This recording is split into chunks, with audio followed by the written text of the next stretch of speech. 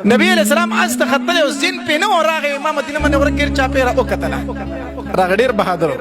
عمر رضی الله عنه نه چاته پوسو کو عمر رضی الله عنه فرمایل وی قسم په الله چې نبی علیہ السلام دې ګریوان تلاش کو کنه او داسې جټکای راغله چې عمر په کم نیت راغله وی قسم په الله د سر د وختونه وال ترخپو پوری خوري رانه وتی دومره د نبی علیہ السلام روب خا امام ته عمر په کم نیت راغله ایمان خولي وبیدلی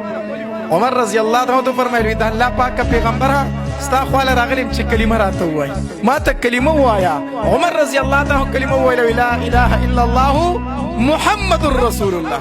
چې عمر کلمه ویله ګر چا پیر د نری تکبیر اوازونه شو صحابه کرام خوشاله شول عمر مسلمان شو اذا الله پاک پیغمبر دا دین اسلام حق دی او کنه دی نبی رسول الله فرمایل حق دی کنه بیا دنه په کوټه کې ولې ناسو پټ ولې ناسیو نبی علیہ الصلوۃ والسلام ورته فرمایل ما ته د ښکارا اجازه لا نشته دی زه د ښکارا تبلیغ نشم کولای وی تاسو دنه کینه عمر خلاړ وس اعلان کوي عمر خو اعلان کوي او چلال د خانه کعبه په خوا کې ودرېدو وی اے خلکو کو څوک مې نه پیژنې او مې پیژنې زه عمر ابن خطاب یم خلکو ته ډیر خلی پیژنې عمر ابن خطاب تاسو څوک نه پیژنې وی پیژنې مې او وی ووري ما کلمه ویلې چې لا اله الا الله محمد رسول الله عمر مسلمان شوی دی کو پچا کې زوري نور مخ کې دی شي او تورې راويستله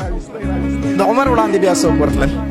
خبره مې درته څه کوله د عمر رضی الله تعالی د اسلام سبب چې ګرځیدل دی هغه نفس د قران تلاوت ګرځي نو دویم دا داسې کتاب دی چې د دې په تلاوت باندې الله کافر مسلمان کړی دی چې زه ته او الله به زموږ په دې ځل کې بدلون راولي کنه راولي